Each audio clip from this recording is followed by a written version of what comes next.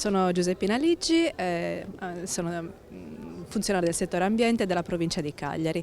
Allora, in questo progetto la provincia di Cagliari ha svolto il ruolo di capofila per quanto riguarda l'attività di animazione territoriale. È stato un percorso abbastanza lungo che è durato 2 anni, che ha accompagnato praticamente tutte le attività del servizio degli ecosportelli provinciali.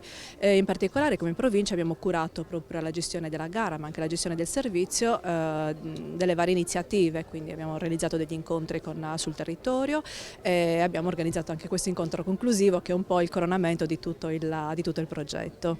Allora, gli ecosportelli hanno rappresentato un servizio molto importante per il territorio perché ogni provincia, quindi ogni ecosportello ha messo a disposizione del personale qualificato, quindi in ogni provincia c'era un punto di riferimento che poteva essere contattato facilmente sia dagli enti pubblici ma anche dai privati, perché come avremo modo di vedere in tutte le attività anche della giornata, gli acquisti pubblici hanno veramente efficacia quando c'è anche un'offerta da parte dell'impresa, quindi del privato. Quindi noi possiamo chiedere un qualcosa di verde, sostenibile, se naturalmente dall'altra parte le imprese possono offrire un servizio altrettanto sostenibile. Per cui gli ecosportelli sono stati un punto di riferimento anche nel dare delle indicazioni al mondo dell'impresa. Molte attività infatti sono state dedicate nelle attività di animazione anche al mondo dell'impresa.